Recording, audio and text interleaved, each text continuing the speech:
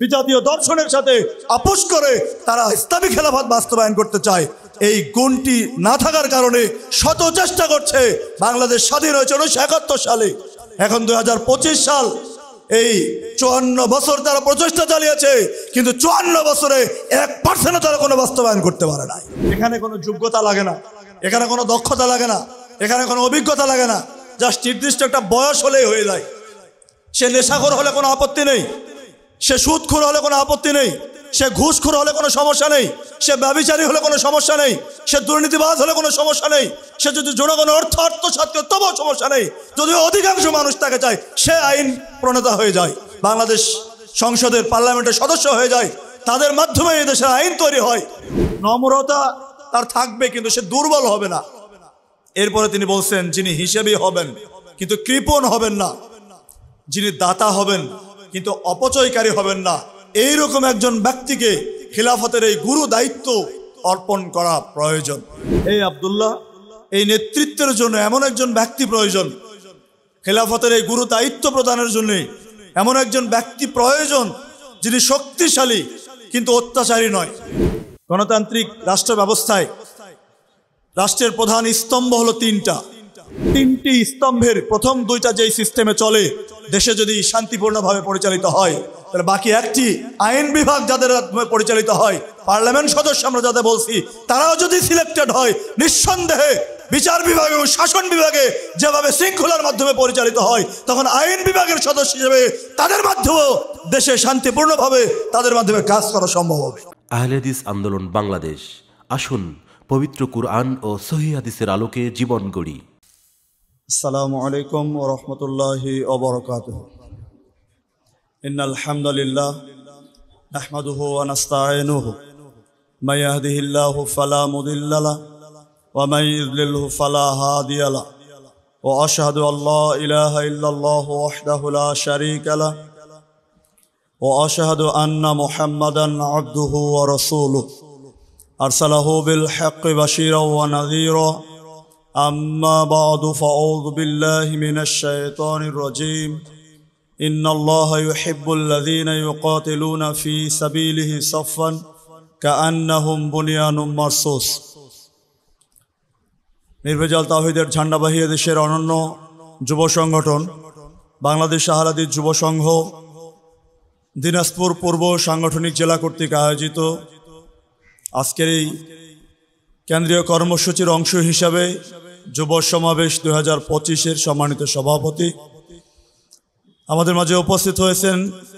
আজকের যুব সমাবেশের মাননীয় প্রধান অতিথি, বাংলাদেশ আহলে হাদিস যুব সংঘের কেন্দ্রীয় সভাপতি শেখ শরীফুল ইসলাম মাদানী, বিশেষ অতিথি বাংলাদেশ আহলে হাদিস যুব সংঘের কেন্দ্রীয় সমাজ কল্যাণ সম্পাদক এবং অত্র জেলার আন্দোলন যুব সংঘ সোনামণির বিভিন্ন পর্যায়ের দায়িত্বশীল কর্মী ভাইরা, উপস্থিত তরুণ ছাত্র যুবক ভাইরা, সবাইকে নিয়ে আল্লাহ রাব্বুল আলামিনের শুকরিয়া জ্ঞাপন করছি যে আল্লাহ রাব্বুল আলামিনের অশেষ মেহেরবানিতে আজকের এই পড়ন্ত বিকেলে কিছুটা বৃষ্টি বিঘ্নিত দিনে দুনিয়াবি যাবতীয় কাজকে উপেক্ষা করে একটা বিশেষ উদ্দেশ্য বাস্তবায়নের সহযোগী হিসাবে আজকে আমরা উপস্থিত হয়েছি।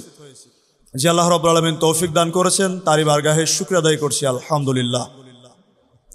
অতঃপরগণিত দরুদ সালাম বর্ষিত হোক সর্বকালের সর্বশ্রেষ্ঠ মহামানব সৈয়দুল মুরসালিন খাতামুন নবীন মুহাম্মদ মুস্তাফা আহমদ মুস্তাফা সাল্লাল্লাহু আলাইহি ওয়াসাল্লামের প্রতি।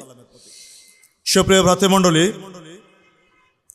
খোলাফায়ে রাশেদার নেতৃত্ব নির্বাচন, প্রচলিত নেতৃত্ব নির্বাচনের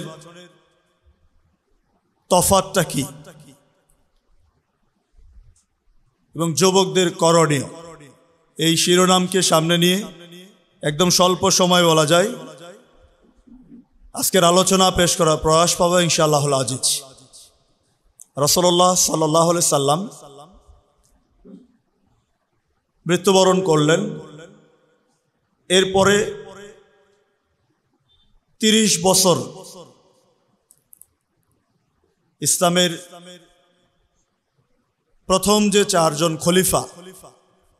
যাদের সম্পর্কে আমরা একেবারেই পূর্ণাঙ্গ অবগত, 30 বছর যে খেলাফতের দায়িত্ব তারা পালন করেছিলেন, এই 4 জন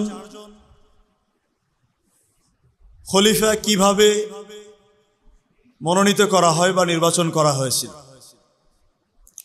আমরা আহলুল হাদিস নিজেদেরকে কোরআন ও সুন্নাহর বিশুদ্ধ অনুসারী হিসেবে পরিচয় দেই, কিন্তু নববী পদ্ধতির সেই নেতৃত্ব নির্বাচনের রূপরেখাকে বৃদ্ধাঙ্গুলি দেখিয়ে পাশ্চাত্যের আমদানিকৃত বিজাতীয় মতবাদের কাছে মাথা নত করে বাতিলের সাথে আপোষকামী হয়ে আমরা পথ চলতে চাই, যেটা আদৌ কোনো আহলুল হাদিসের বৈশিষ্ট্য নয়। আহলুল হাদিস তারাই যারা সার্বিক জীবনে কোরআন ও সুন্নাহর অনুসারী। কিন্তু আমাদের ক্ষেত্র বিশেষে মনে হয় যে আমরা অন্যদের চাইতে বাহ্যিক কিছু বৈশিষ্ট্যকেই প্রাধান্য দিয়ে অন্যান্য ক্ষেত্রে আপোষকামী হয়ে যাই। 1000 মুসল্লির ধারণ ক্ষমতা সম্পন্ন মসজিদে যদি একজন আহলুল হাদিস থাকে, এত মানুষের ভিড়ে তবুও সে জোরে আমিন বলার চেষ্টা করে। যদি আপনি মনে করেন যে আহলুল হাদিস হওয়ার এটাই একটা বড় বৈশিষ্ট্য, সবাই নাভির নিচে হাত বাঁধে, নাভির উপরে হাত বাঁধে, আপনি একাই বুকের উপরে হাত বাঁধছেন, এটাই যদি আপনার শুধুমাত্র বৈশিষ্ট্য হয়, বা এই টাইপের কিছু বাহ্যিক সুন্নাতগুলোর মধ্যেই যদি আপনি আহলে হাদিস এই আদর্শকে সীমাবদ্ধ রাখতে চান, তাহলে ভুল সিদ্ধান্ত। সময় বাড়ানোর সুযোগ নেই। রাসূলুল্লাহ সাল্লাল্লাহু আলাইহি ওয়াসাল্লামের মৃত্যুর পরে প্রথম হযরত আবু বকর রাদিয়াল্লাহু তাআলা আনহু খেলাফতের দায়িত্ব গ্রহণ করলেন। কিভাবে তিনি মনোনীত হলেন? রাসূলুল্লাহ সাল্লাল্লাহু আলাইহি সাল্লাম তার ব্যাপারে স্পষ্ট ইঙ্গিত দিয়ে গিয়েছিলেন। এই ইঙ্গিতের প্রেক্ষিতে রাসূলুল্লাহ সাল্লাল্লাহু আলাইহি ওয়াসাল্লামের দাফনের পূর্বেই হযরত ওমর রাদিয়াল্লাহু তাআলা আনহু এবং অন্যান্য নেতৃস্থানীয় সাহাবায়ে কেরাম তারা পূর্বেই রাসূলুল্লাহ সাল্লাল্লাহু আলাইহি ওয়াসাল্লামের ইঙ্গিত অনুযায়ী আবু বকর রাদিয়াল্লাহু তাআলা আনহুর কাছে বায়াত গ্রহণ করেন এবং পর্যায়ক্রমে সবাই তাকে খলিফা হিসেবে মেনে নিয়ে বায়াত গ্রহণ করে। একদম সহজ পদ্ধতি বলা যায়। তার খেলাফত কাল ছিল কয় বছর? 2 বছর। কয় বছর? 2 বছর। তিনি যখন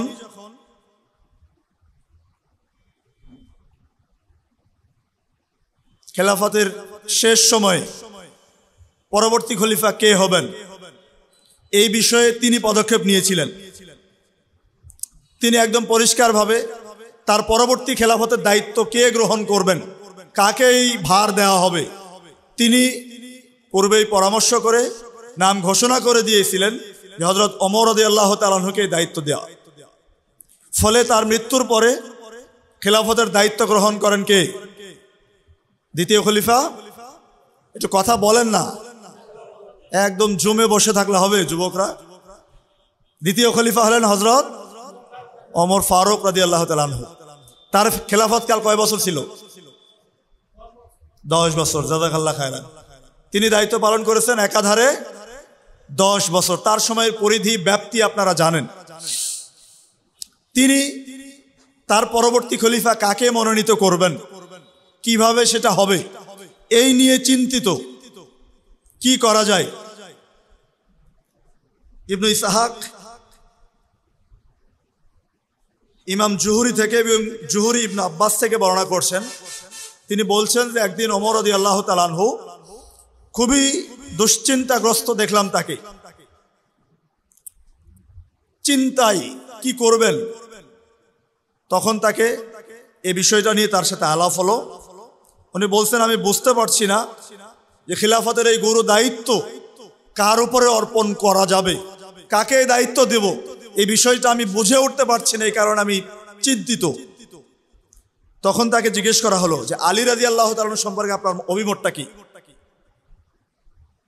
তিনি বলছেন যে তিনি হালকা মেজাজের মানুষ, নরম স্বভাবের মানুষ, তাকে যদি এই দায়িত্ব দেওয়া হয় তাহলে তিনি তোমাদেরকে সঠিক পথে পরিচালিত করতে পারবেন, কিন্তু তিনি হালকা স্বভাবের মানুষ, এইটা তিনি খুব একটা ইতিবাচক ভাবলেন না। তাকে জিজ্ঞেস করা হলো, তাহলে ওসমান রাদিয়াল্লাহু তাআলা সম্পর্কে আপনার অভিমত কি? তখন তিনি বললেন, যদি আমি এটা করি, অর্থাৎ ওসমান রাদিয়াল্লাহু তাআলাকে এই দায়িত্ব দেই, তাহলে ইবনু আবি মুআইত লোকদের ঘাড় মটকাবে, অর্থাৎ লোকেরা তখন তার দিকে না তাকিয়ে ওসমানকেই দায়ী করবে বা হত্যা করবে। অর্থাৎ ইবনু আবি মুআইত তার নিকট আত্মীয়, ফলে তিনি একটু সেই সুযোগটা নিয়ে কিছু করতে চাইবেন, অপরাধ করবে ইবনু আবি মুআইত, দোষ হবে কার? ওসমান রাদিয়াল্লাহু তাআলা, এটা তিনি আশঙ্কা করছেন। জিজ্ঞেস করা হলো, তালহা সম্পর্কে আপনার মতটা কি? তখন তিনি বলছেন যে একটু আত্মম্ভরী স্বভাবের মানুষ, তাকে যদি এটা জানার পরেও আমি উম্মতে মুহাম্মদের এই গুরু দায়িত্ব দেই, এটা আল্লাহ রাব্বুল আলামিন পছন্দ করবেন না। এরপর জিজ্ঞেস করা হলো জুবায়ের সম্পর্কে, তার সম্পর্কে আপনার মতামতটা কি, অভিমত কি, তাকে কি দেওয়া যায় তৃতীয় খলিফার দায়িত্ব? তখন তিনি বললেন, উনি একজন বীর পুরুষ, কিন্তু উনি তো মদিনার বাজারে ব্যবসা বাণিজ্য নিয়ে ব্যস্ত, একেবারে ব্যস্ততার মধ্যে থাকেন ব্যবসা নিয়ে, উনি এত বড় দায়িত্বের পালনের সময় কখন দিবেন? অর্থাৎ তাকেও মনে করছেন যে ব্যস্ততার কারণে হয়তো হবে না। এরপরে জিজ্ঞেস করা হলো সাদ ইবনে আবি ওয়াক্কাস সম্পর্কে, তার বিষয়ে আপনার মতামত কি? দেখেন, একজনের পর একজনের নাম তিনি বলে যাচ্ছেন। তখন তিনি বলছেন, উনি দ্রুত রেগে ওঠেন, সহজেই রেগে যান, এত সহজেই যদি রেগে যান তাহলে ওনার বিরুদ্ধে লড়াই হতে পারে, জনগণ বিদ্রোহ করতে পারে। এরপরে জিজ্ঞেস করছেন যে আব্দুর রহমান বিন আউফ সম্পর্কে আপনার মত কি? তিনি বললেন, হ্যাঁ, কতই না সুন্দর মানুষটির কথা তুমি বললে, কিন্তু উনি তো বড়ই দুর্বল। তিনি কি দুর্বল? এরপরে তিনি বলছেন যে আল্লাহর কসম, হে আব্দুল্লাহ, এই নেতৃত্বের জন্য এমন একজন ব্যক্তি প্রয়োজন, খেলাফতের এই গুরু দায়িত্ব প্রদানের জন্য এমন একজন ব্যক্তি প্রয়োজন যিনি শক্তিশালী কিন্তু অত্যাচারী নয়। শক্তি সামর্থ্যের দিক দিয়ে তিনি উচ্চ আসনে আছেন, কিন্তু তিনি কি নন? কথা বলেন, কি নন? অত্যাচারী নন। এরপরে তিনি বলছেন, যিনি নম্র কিন্তু দুর্বল নন, নম্রতা তার থাকবে কিন্তু সে দুর্বল হবে না। এরপরে তিনি বলছেন, যিনি হিসেবে হবেন কিন্তু কৃপণ হবেন না, যিনি দাতা হবেন কিন্তু অপচয়কারী হবেন না, এইরকম একজন ব্যক্তিকে খিলাফতের এই গুরু দায়িত্ব অর্পণ করা প্রয়োজন। তখন তিনি এককভাবে কোনো সিদ্ধান্ত নিলেন না, 6 জনের একটা প্যানেল গঠন করলেন যে তার মৃত্যুর পরে খুব দ্রুততম সময়ে এই 6 জনের দায়িত্ব থাকবে, এই খিলাফতের গুরু দায়িত্ব কার উপর অর্পণ করা যায় তারা নিজেদের মধ্যে সিদ্ধান্ত নেবে। 6 জন হলেন ওসমান রাদিয়াল্লাহু তাআলা আনহু, আলী রাদিয়াল্লাহু তাআলা আনহু, তালহা রাদিয়াল্লাহু তাআলা আনহু, জুবায়ের রাদিয়াল্লাহু তাআলা আনহু। কয়জন হলো? ভুলে গেলেন? কয়জন? 4 জন। আব্দুর রহমান বিন আউফ এবং সাদ বিন আবু ওয়াক্কাস। কয়জন হলো? এই 6 জনের একটা প্যানেল গঠন করলেন। এই 6 জন ঠিক করবে নেতা কে হবে, ইসলামী খেলাফতের দায়িত্ব কার উপরে অর্পণ করা যায়। যদি 6-এর 3-3 সমান হয়ে যায় তাহলে তো আরেক সমস্যা। তখন তিনি আব্দুল্লাহকে, তার সন্তানকে 7ম জন হিসাবে দিয়ে দিলেন। তবে বলে দিলেন যে খেলাফতের দায়িত্ব তাকে দেওয়া যাবে না, 6 জনের মধ্যে যদি সমান সমান হয়ে যায় তাহলে আব্দুল্লাহ সিদ্ধান্ত দিবে, যার পক্ষে 4র্থ জন হয়ে যাবে সেই রায়টা অগ্রগণ্য হবে। এই 6 জনের মধ্যে ওমর রাদিয়াল্লাহু তাআলার মৃত্যুর পরে তারা কি করলেন?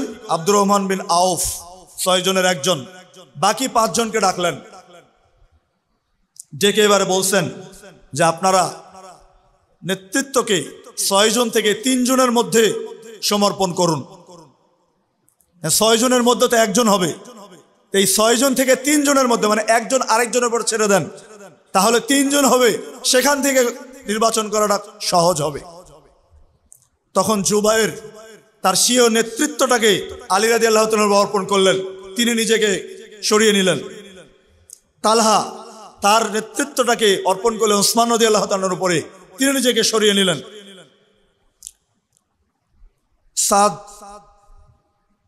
সাদ বিন আবু ওয়াক্কাস তিনি আব্দুর রহমান বিন আউফ তার উপরে নেতৃত্ব অর্পণ করলেন, নিজেকে গুটিয়ে নিলেন। 6 জন থেকে এখন কয়জন হলো? কয়জন হলো? 3 জন। এই 3 জন আব্দুর রহমান বিন আউফ বাকি 2 জনকে এক জায়গায় করলেন। এবার 2 জনকেই বলছেন যে নিজেকে এই দায়িত্ব থেকে সরিয়ে নিতে চাইবে, আমরা তার উপরে এই দায়িত্ব অর্পণ করব। এবার বলেন কেউ সরিয়ে নিতে চাইবে? 2 জনেই চুপ আছেন। আব্দুর রহমান বিন আউফ বলছেন, আপনারা যদি এই দায়িত্ব আমার উপরে অর্পণ করেন, আমার উপরে ন্যস্ত করতে চান, অথচ আমি কি করেছি, নিজেকে সেখান থেকে বের করে আনছি, আমি এই দায়িত্ব নিতে অপারগ। তবে আপনারা যদি আমাকে দায়িত্ব দেন, এই 2 জনের মধ্যে নেতৃত্ব খেলাফতের দায়িত্ব কাকে দেওয়া যায় এটা নির্বাচন করার জন্য, তাহলে আমি উত্তম ব্যক্তিকে বাছাই করব, এর মধ্যে কোনো কার্পণ্য করব না। তাহলে তিনিও নিজেকে সরায় নিলেন। বাকি থাকে কয়জন? 2 জন। তারা 2 জনে রাজি হলেন, ঠিক আছে। আব্দুর রহমান বিন আউফ এবারে জ্ঞানী গুণী যারা আছে তাদের পরামর্শ নিতে লাগলেন যে এই 2 জনের বিষয়ে কার কি মতামত। তিনি যে মতামত গ্রহণ করলেন, এই মতামত গ্রহণের ফলে 2 জন আম্মার ও মিকদাদ ব্যতীত সকলের নিকট থেকেই যে পরামর্শ এসেছিল ওসমান রাদিয়াল্লাহু তাআলা আনহুকে এই দায়িত্ব দেওয়া হোক। ফলে তিনি এই সিদ্ধান্ত নিলেন, 2 জনকে ডাকলেন, মসজিদে নববীতে নিয়ে গেলেন। 3য় খলিফা হিসেবে তিনি হযরত ওসমান রাদিয়াল্লাহু তাআলা আনহুর নাম ঘোষণা করলেন এবং তার হাতে বায়াত গ্রহণ করলেন। হযরত আলী রাদিয়াল্লাহু তাআলা আনহু পর্যায়ক্রমে নেতৃস্থানীয় ব্যক্তি সহ সবাই বায়াত গ্রহণ করলেন। 3য় খলিফা হযরত ওসমান রাদিয়াল্লাহু তাআলা আনহুকে নির্ধারণ করা। বলেন তো এখানে সকল মানুষের কোন দিকে মেজরিটি রায় যায়? জ্ঞানী গুণী ব্যতীত সবাই মানুষের কি মতামত নিয়েছিলেন? এখানে কি কোনো প্রার্থী ছিল, প্রচারণা ছিল? এখানে কি অধিকাংশের ভোটের জন্য কোনো ভোটাভুটি হয়েছিল? আদৌ হয় নাই। বরং জ্ঞানী গুণী যারা ছিলেন তাদের পরামর্শের মাধ্যমে তাদেরকে দিয়ে তিনি 3য় খলিফা হযরত ওসমান রাদিয়াল্লাহু তাআলা আনহুকে নির্বাচন করলেন, মনোনীত করলেন। তার খেলাফত কাজ ছিল কয় বছর? কত বছর? 12 বছর। আবু বকর 2, ওমর রাদিয়াল্লাহু তাআলা আনহু 10 আর ওসমান রাদিয়াল্লাহু তাআলা 12, কত হলো? 24। 4র্থ খলিফা হযরত আলী রাদিয়াল্লাহু তাআলা আনহু যখন ওসমান রাদিয়াল্লাহু তাআলা আনহু শহীদ হলেন, মদিনায় উপস্থিত সাহাবেগণের সমর্থনে হযরত আলী রাদিয়াল্লাহু তাআলা আনহুকে এই দায়িত্ব দেওয়া হয়। যদিও এটা সহজে তিনি রাজি হন নাই। ওসমান রাদিয়াল্লাহু তাআলা আনহু যাকে সবাই এই দায়িত্ব দেওয়ার জন্য রাজি প্রস্তুত নিচ্ছিলেন, তখন তিনি ঘরের মধ্যে ঢুকে দরজা বন্ধ করে দিয়েছিলেন। এই গুরু দায়িত্ব তিনি নিতে রাজি না। তখন তালহা ও জুবায়ের রাদিয়াল্লাহু তাআলা আনহুর নেতৃত্বে একদল লোক তার গৃহে প্রবেশ করে। বারবার নক করার পরে অবশেষে দরজা খুলে দেয়। গৃহে প্রবেশ করে তারা তাকে বলে, এই ইমারত, যে বিশাল ইমারতের এই দায়িত্ব একজন আমির ব্যতীত চলতে পারে না, সুতরাং এই দায়িত্বের আপনি যোগ্য, আপনাকে এই দায়িত্ব নিতে হবে। তারা যখন বারবার রিকোয়েস্ট করছিলেন, অনুরোধ করছিলেন, একটা পর্যায়ে তিনি রাজি হলেন। প্রথমেই তালহা রাদিয়াল্লাহু তাআলা আনহু তার হাতে বায়াত গ্রহণ করলেন। অতঃপর মসজিদে নববীতে গমন করেন, মিম্বরে বসেন। ধীরে ধীরে সবাই তার কাছে আনুগত্যের বায়াত গ্রহণ করে। তার খেলাফতকাল কয় বছর ছিল? 6 বছর। এই মোট 24 আর 6 30 বছর। পর্যায়ক্রমে আরো আছে ইসলামী খেলাফত। সর্বশেষ 1924 সালে বিলুপ্ত ঘটে।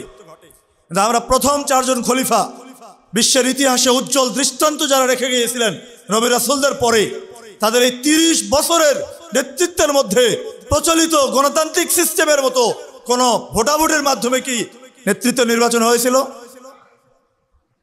আপনি আমি আহলুল হাদিস, কিন্তু ঠিকই কয়েকদিন পরে অমুকের চরিত্র ফুলের মতো পবিত্র এই স্লোগান দিয়ে মাঠে নামবেন। এবার বলেন, আপনি যতই একাই আমিন বলে পুরা মসজিদ গঞ্জরিত করেন, আপনি যতই প্রতিকূল পরিবেশে পায়ের সাথে পা মেলানোর চেষ্টা করেন, হাজারো মুসল্লির মধ্যে আপনি একাই বুকের উপর হাত বাঁধেন, কিন্তু প্রচলিত নেতৃত্ব নির্বাচন ব্যবস্থায় আপনি খোলাফায়ে রাশেদার উজ্জ্বল দৃষ্টান্তকে পদদলিত করে বিজাতীয় মতবাদের সাথে আপোষ করে চলছেন। আদৌ কি আপনি আহলে হাদিস?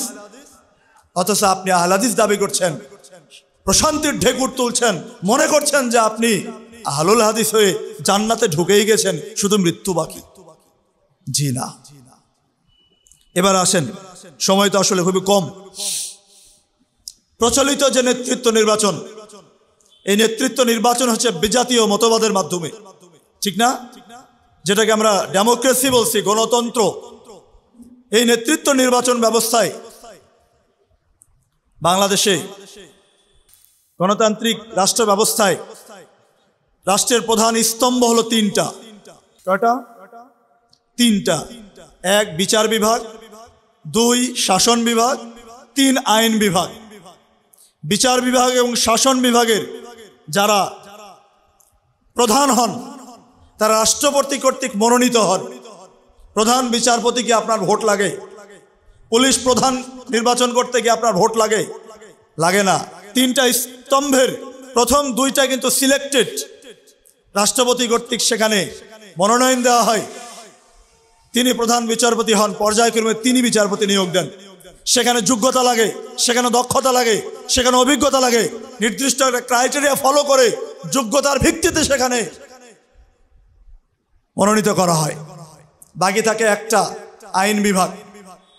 এই আইন বিভাগ বর্তমান সিস্টেমে হয় প্রাপ্তবয়স্ক, নির্দিষ্ট বয়স্কের ব্যক্তিগণ অধিকাংশের সমর্থনে নির্বাচিত হয় ব্যালটের মাধ্যমে।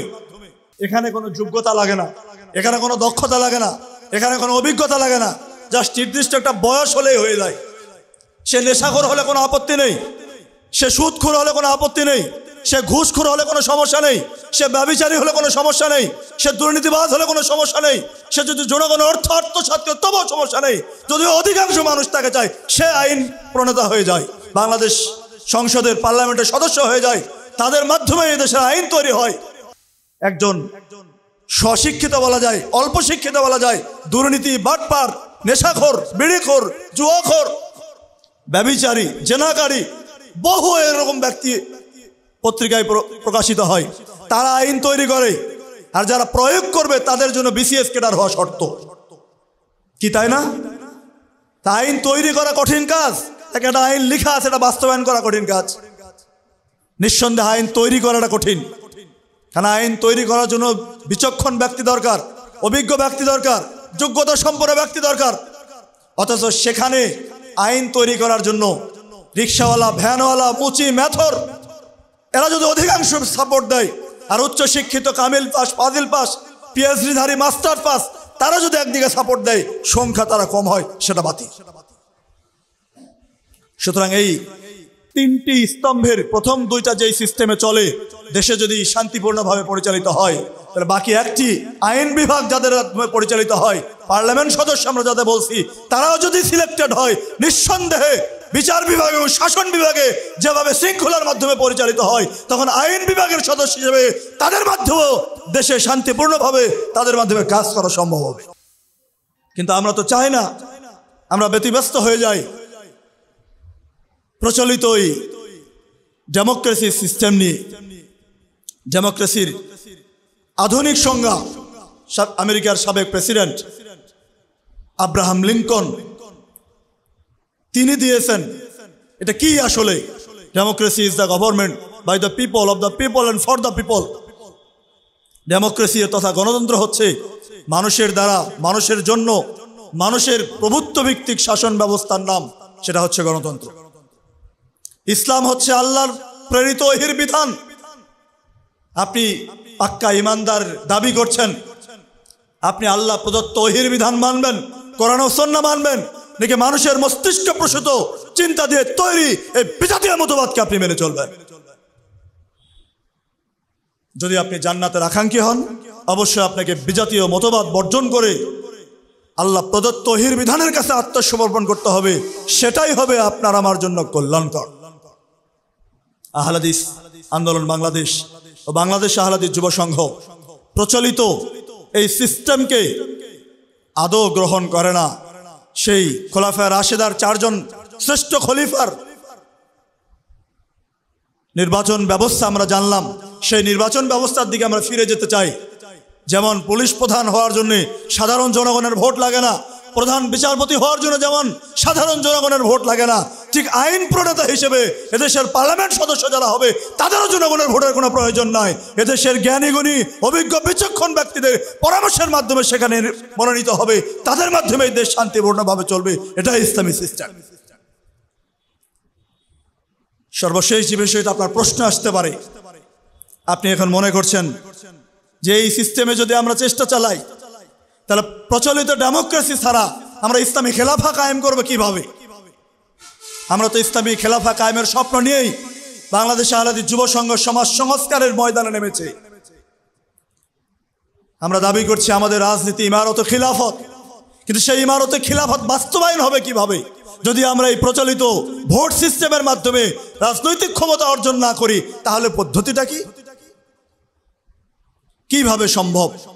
বর্তমান যে গত 5ই আগস্ট বাংলাদেশে একটা বড় পরিবর্তন হয়েছে, ছাত্র জনতার গণ অভ্যুত্থানের মাধ্যমে 16 বছরের ফ্যাসিজমের পতন ঘটে একটা নতুন বাংলাদেশের স্বপ্ন আমরা দেখছি।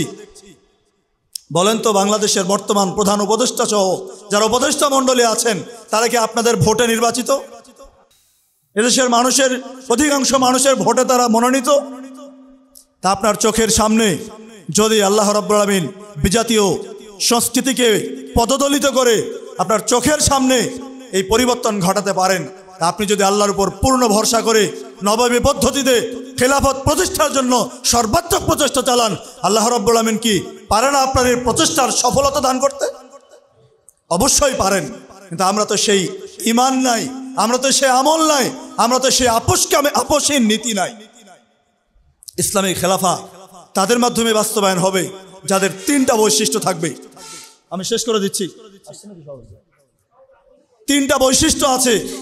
এই 3টা বৈশিষ্ট্য যাদের মধ্যে থাকবে না, তাদের দ্বারা ইসলামী খেলাফত আদৌ বাস্তবায়ন হবে না। তার 1 নম্বর হচ্ছে সূরা নূর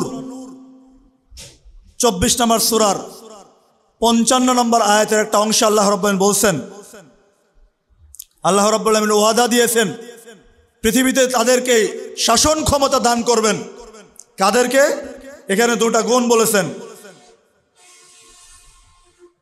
তিনি বলছেন আমানু মানে ঈমান এবং সৎ আমল, 2টা গুণ।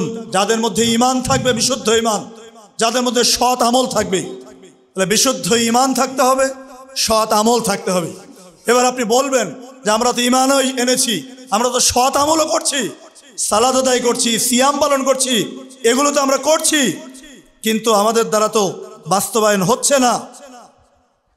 সাথে আরেকটা বৈশিষ্ট্য লাগবে, ইয়াবুদুনানি লা ইশরিকুনা বি শাইআন। আল্লাহ রাব্বুল আলামিন তাদের মাধ্যমে খিলাফত দান করবেন যে ব্যক্তি আল্লাহর ইবাদত করবে শিরক মুক্ত অবস্থায়, শিরকে বর্জন করে, শিরকি মতবাদকে বর্জন করে, শিরকি কার্যকলাপকে পদদলিত করে যে ব্যক্তি আল্লাহর দাসত্ব করবে, তৌহিদের অনুসারী হবে, আল্লাহ রাব্বুল আলামিন এই 3টি গুণাবলী সম্পন্ন ব্যক্তিদের মাধ্যমে ইসলামী খেলাফত দান করবেন। তো বাংলাদেশে দেখেন যারা ইসলামী খেলাফতের স্বপ্ন দেখাচ্ছে বিজাতীয় মতবাদের মাধ্যমে, তাদের ঈমান যদিও আছে, আমল যদিও আছে, যদিও ত্রুটিযুক্ত ঈমান, কিন্তু 3 নম্বর গুণটি তাদের মধ্যে নেই। শিরক মুক্ত তৌহিদ ভিত্তিক জীবনের অধিকারী হতে হবে, কিন্তু তারা শিরকি ব্যবস্থার সাথে, বিজাতীয় দর্শনের সাথে আপোষ করে তারা ইসলামী খেলাফত বাস্তবায়ন করতে চায়। এই গুণটি না থাকার কারণে শত চেষ্টা করছে। বাংলাদেশ স্বাধীন হয়েছে 1971 সালে, এখন 2025 সাল। এই 54 বছর তারা প্রচেষ্টা চালিয়েছে, কিন্তু 54 বছরে 1% তারা কোনো বাস্তবায়ন করতে পারে নাই। কেন পারে নাই? ঈমান এবং সৎ আমল থাকলেও শিরক মুক্ত ইবাদতের মধ্যে তারা নাই। তারা যে পদ্ধতিতে প্রচেষ্টা চালাচ্ছে সেটা শিরকি পদ্ধতি, আর শিরকি পদ্ধতিতে আদৌ খেলাফত প্রতিষ্ঠা হবে না। আহলে হাদিস আন্দোলন বাংলাদেশ ও বাংলাদেশ আহলে হাদিস যুব সংঘ উক্ত 3টি গুণই অর্জন করেছে। ঈমান আছে, বিশুদ্ধ ঈমানের অধিকারী। আহলে হাদিস যুব সংঘের কর্মীর সৎ আমল আছে। আহলে হাদিস যুব সংঘের সার্বিক জীবনে শিরক মুক্ত তাওহীদের অনুসারী, কোনো শিরকের সাথে তা আপোষ করে না। পুরো সমাজ যদি একদিকে যায়, আহলে হাদিস যুব সংঘের কর্মী একাই একদিকে থাকে, কিন্তু শিরকের সাথে তার কোনো আপোষ নাই। সুতরাং যদি আপনি আল্লাহর উপর ভরসা করে সুসংগঠিত হয়ে ইমারতের অধীনে সীসা ঢালা প্রাচীরের নাই, আল্লাহ রাব্বুল আলামিনের ঘোষণা অনুযায়ী ইন্নাল্লাহা ইউহিব্বুল্লাযীনা ইউকাতিলুনা ফি সাবিলিহি সাফফান কাআন্নাহুম বুনিয়ানুম মারসুস। এই সীসা ঢালা প্রাচীরের ন্যায় ঐক্যবদ্ধ হয়ে যদি আপনি উক্ত 3টি গুণের একত্রিত সমাহার ঘটিয়ে ময়দানে সমাজ সংস্কারের জন্য সর্বাত্মক প্রচেষ্টা চালিয়ে যেতে পারেন, টুডে টুমরো ইনশাআল্লাহ আহলে হাদিস যুব সংঘের মাধ্যমে বাংলার জমিন পরিবর্তন হবে, ইনশাআল্লাহ ইসলামী খেলাফত প্রতিষ্ঠিত হবে।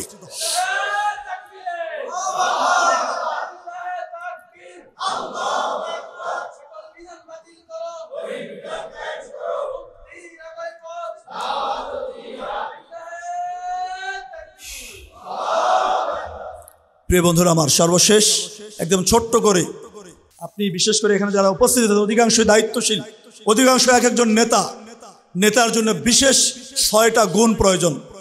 এই গুণ সম্পন্ন ব্যক্তিদের মাধ্যমেই নেতৃত্বের দায়িত্বটা পালন করা সহজ এবং সফল হবে ইনশাআল্লাহ। 1, সাহসিকতা। দায়িত্বশীল হিসেবে, নেতা হিসেবে আপনাকে সাহসী হতে হবে। ভীতু ব্যক্তিদের মাধ্যমে আদৌ কোনো বিপ্লব ঘটে না। 2 নম্বর, দায়িত্বানুভূতি। আলা কুল্লুকুম রাইন ওয়া কুল্লুকুম মাসউলুন আন রায়াতিহি। সবাই আমরা হাদিসটা জানি। তোমরা প্রত্যেকে দায়িত্বশীল, নিজ নিজ দায়িত্ব সম্পর্কে আল্লাহর কাছে কি হবেন? জিজ্ঞাসিত হবেন। এই দায়িত্ব পালনের তীব্র অনুভূতি আপনার থাকতে হবে। আপনার দায়িত্ব পালনের অনুভূতি নেই, আপনি জাগ্রত নন, আপনি নেতা নন। হতে পারে খাতা কলমে আপনি নেতা, কিন্তু আপনি আদৌ নেতা নন, নেতৃত্বের গুণহীন নেতা। 3 নম্বর, দূরদর্শিতা। এইটা অত্যন্ত গুরুত্বপূর্ণ একটা গুণ।